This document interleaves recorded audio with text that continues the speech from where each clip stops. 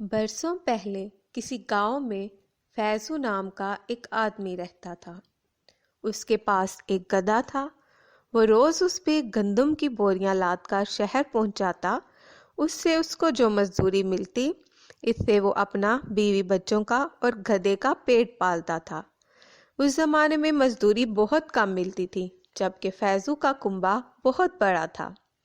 اسی وجہ سے وہ گدھے کو بہت کم کھانے کو دیتا تھا، جس سے گدھا دن بدن کمزور ہوتا گیا۔ اب گدھا بوریاں اٹھا کر شہر کو تو جاتا، لیکن راستے میں ہی ہانپنے لگ جاتا۔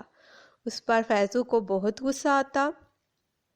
فیضو گدھے کو چھڑی سے مارنا شروع کر دیتا۔ فیضو اس ساری صورتحال سے بہت تنگ آ گیا۔ اس نے سوچا کہ اب یہ کمبخت گدھا کام کے قابل ہی نہیں رہا، تو میں اس کو کیوں مفت میں روٹیاں کھلاؤں۔ ادھر گدھے کو بھی اندازہ ہو گیا تھا کہ اس کا مالک اب اس سے جان چھڑوانا چاہتا ہے۔ اس پہ گدھے کو دکھ تو بہت ہوا، لیکن وہ خاموش رہا اور دل ہی دل میں فیضو کا گھر چھوڑنے کے منصوبے بنانے لگا۔ اس کو گانے کا بہت شوق تھا۔ گدھے نے سوچا کہ وہ شہر چلا جائے گا اور ادھر کسی گانے والی پارٹی میں شامل ہو جائے گا۔ اس طرح اس کا گزارا بھی ہوتا رہے گا اور شہرت بھی ملے گی۔ آخر ایک دن صبح کو اس نے فیضو کا گھر چھوڑنے کا ارادہ کیا اور شہر کی راہ لی۔ گدھے نے ابھی تھوڑا ہی فاصلہ طے کیا تھا کہ اسے راستے میں سڑک کے کنارے ایک کتا نظر آیا۔ وہ بہت غمگین اور اداس لگ رہا تھا۔ گدھے نے کتے سے پوچھا، کیوں دوست، تم کیوں پریشان ہو؟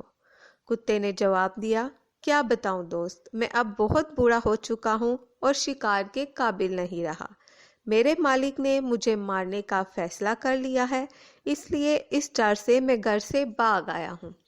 لیکن اب میں اس فکر میں ہوں کہ باقی دن کدھر گزاروں گا۔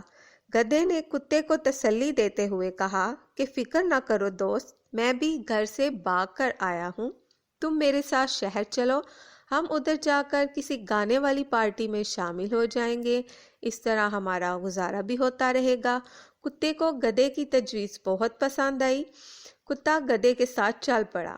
دونوں دوست ابھی تھوڑے دور ہی گئے تھے کہ ان کو ایک بلی نظر آئی جو بہت اداس تھی۔ دونوں نے بلی سے پوچھا، بی مانو، تم کیوں اداس بیٹھی ہو؟ بلی نے کہا، کیا بتاؤں بھائیو، میں بہت کمزور ہو چکی ہوں اور میری عمر بھی بڑھ چکی ہے۔ اب میں چوہے پکڑنے کے قابل نہیں رہی، تو میری مالکہ نے مجھے گھر سے نکال دیا۔ گدھے نے کہا، بھی مانو، اداس نہ ہو، تم بھی ہمارے ساتھ شہر کو چلو، ہم وہاں جا کر گانے والی پارٹی میں شامل ہو جائیں گے۔ اس طرح ہمارا گزارا بھی ہوتا رہے گا۔ بلی کو ان کی تجویز پسند آئی اور وہ بھی ان کے ساتھ ہو لی۔ ابھی وہ تھوڑی دور ہی گئے تھے کہ انہیں ایک مرغا ککڑو کر رہا تھا بیٹھا ہوا ایک منڈیر پہ نظر آیا۔ گدھے نے پوچھا، میاں مرغے، کیا بات ہے، کیوں اتنی زور سے بانگ دے رہے ہو؟ مرغے نے کہا، کیا بتاؤں دوستو، کل جمعہ ہے اور میری مالکہ نے اپنے چند عزیزوں کو کھانے کی دعوت دے رکھی ہے، اور اس دعوت میں میری مالکہ نے مجھے ذبح کر کے پکانا تھا، اس لیے میں گھر سے بھاگ آیا ہوں۔ اب اس فکر میں ہوں کہ جاؤں کدھر۔ گدھے نے کہا، میاں مرغے، پریشان مت ہو، تم بھی ہمارے ساتھ شہر چلو، ادھر جا کر اپنے گانے کا شوق بھی پورا کر لینا اور ہمارا اچھا گزارا بھی ہوتا رہے گا۔ مرغا بھی ان کے ساتھ ہو لیا۔ وہ چاروں دوست شہر جانے والے راستے کی طرف روانہ ہو گئے۔ ابھی انہوں نے تھوڑا ہی فاصلہ طے کیا تھا کہ شام ہو گئی۔ گدھے نے کہا، آج تو ہم شہر نہ جا سکیں گے، تو کیوں نہ آج شام اسی جنگل میں گزارا کر لیں اور صبح ہوتے ہی شہر کی راہ لیں گے۔ اس جنگل میں ایک گھنا درخت تھا۔ چاروں دوستوں نے اس جگہ پر رات گزارنے کا فیصلہ کیا۔ کتا، گدھا اور بلی درخت کی جڑوں میں سو گئے، جبکہ مرغا اسی درخت کی ایک شاخ پر چڑھ گیا۔ سونے سے پہلے اس نے چاروں طرف نظر دوڑائی۔ اس کو ایک طرف سے روشنی نظر آئی۔ مرغے نے کہا، دوستو، اس طرف سے روشنی نظر آ رہی ہے، مجھے لگتا ہے کہ اس طرف کوئی مکان ہے۔ گدھے نے کہا، ایسا ہے تو چلو اس مکان میں ہی رات بسر کرتے ہیں۔ وہ چاروں دوست اس طرف کو چل پڑے۔ وہ گھر کے پاس پہنچے تو ان کو کھڑکی میں سے روشنی نظر آ رہی تھی۔ گدھا چونکہ ان سب سے بڑا تھا، وہ کھڑکی سے جھانک کر اندر دیکھنے لگا۔ باقی دوستوں نے پوچھا، کہو دوست کیا دیکھتے ہو؟ گدھے نے کہا، آہا میاں کیا بتاؤں دوستو، ادھر تو ٹیبل سجی ہے جس پر رنگ برنگے کھانے ہیں اور 4 ڈاکو آس پاس بیٹھے ہیں جو کہ کھانا کھانے کا انتظار کر رہے ہیں۔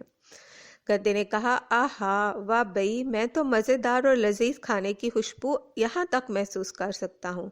کتا بولا، لیکن یہ کھانا ہمارے نصیب میں کہاں؟ بلی بولی، صبر کرو، صبر کا پھل میٹھا ہوتا ہے۔ اور چاروں دوست مل کر ترکیب سوچنے لگے کہ کس طرح ان ڈاکوؤں کو بھگا سکیں۔ اور پھر انہوں نے ایک ترکیب سوچی۔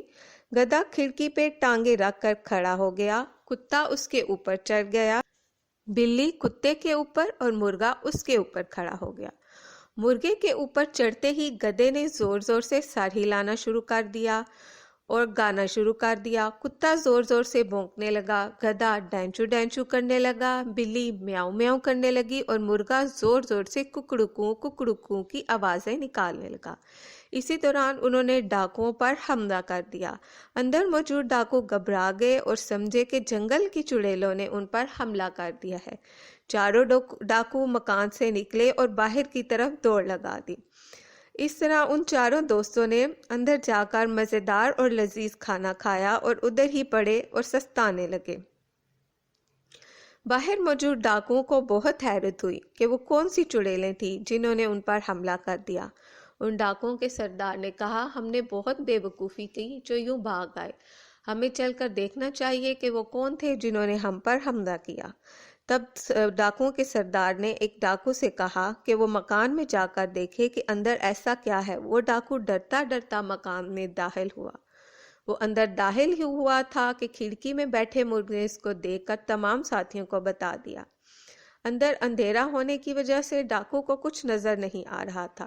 ان چاروں دوستوں نے ڈاکو پر ایک ساتھ حملہ کر دیا۔ بلی نے ڈاکو کے منہ پر زور سے پنجے مارے، مرغا اس کے سر میں چونچ مارنے لگا، گدھے نے اس کو ایک دو لتی ماری اور کتے نے ڈاکو کو پیچھے سے کاٹ لیا۔ وہ ڈاکو ڈر سے بھاگ نکلا۔ اس نے اپنے ساتھی ڈاکوؤں کو بتایا کہ دوستو، اندر ایک بہت ہونہار چڑیل ہے۔ میرے مکان میں داخل ہوتے ہی اس نے مجھ پر حملہ کر دیا اور مجھے کاٹ لیا۔ اب اس مکان میں دوبارہ جانا اپنی موت کو دعوت دینا ہے۔ اس کی باتیں سن کر باقی ڈاکو دوست بھی پریشان ہو گئے اور وہ چاروں مکان کو چھوڑ کر جنگل کی طرف بھاگ نکلے۔ ان چاروں ڈاکوؤں کے جاتے ہی ان چاروں دوستوں نے شہر جانے کا فیصلہ ترک کیا اور اسی مکان میں ہنسی خوشی رہنے لگے۔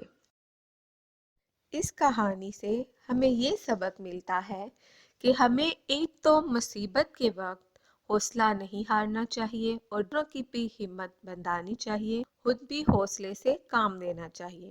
دوسرا، ہمیں مصیبت کے وقت مل جل کر آپس میں رہنا چاہیے کیونکہ اتفاق میں برکت ہے۔ مل جل کر رہنے سے کوئی ہمارا کچھ نہیں بگاڑ سکتا۔